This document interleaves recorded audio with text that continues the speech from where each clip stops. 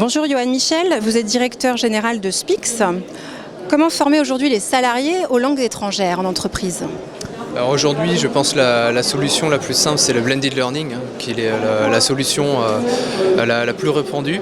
Donc les formations mixtes qui, d'un côté, associent le e-learning à du téléphone ou des classes virtuelles. Ces solutions-là, aujourd'hui et dans le futur, vont se poursuivre avec une intégration sur le poste de travail de l'apprenant, avec des sessions de micro-learning, des sessions de macro-learning qui vont aller au plus proche des besoins des apprenants. Et qu'est-ce qu'il en est des classes virtuelles aussi? Ça, c'est quelque chose qui fonctionne bien justement dans l'apprentissage des langues? Ah oui, complètement. Alors à Spix, on a deux formules de classes virtuelles. On a soit en groupe, soit en individuel. C'est des formules qui rencontrent de plus en plus de succès, parce qu'on a un taux de croissance d'à peu près 50 à 60% tous les ans sur la fréquentation des classes virtuelles. Ça se fait au détriment du présentiel, évidemment,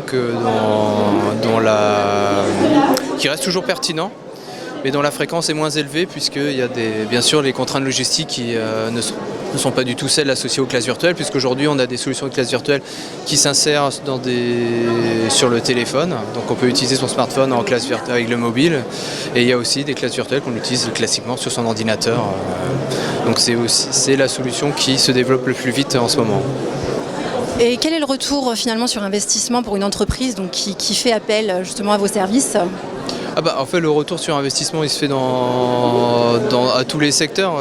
Tout simplement, combien de temps sont perdus inutilement dans des traductions, je cours après un élément de langage pour comprendre un email que j'ai reçu ou un appel que j'ai reçu. On a calculé le temps d'aller voir un collègue pour comprendre ce mot, on perd à peu près 40 € par heure, donc c'est énorme. Donc le retour sur investissement d'un apprentissage des langues est quasi immédiat, pourvu qu'il était bien utilisé.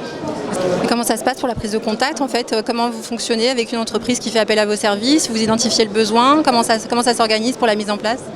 Tout simplement une phase d'audit pour comprendre les besoins véritables et l'organisation, comprendre les besoins de l'organisation et comment on peut répondre à ces besoins en fournissant aussi une organisation adéquate.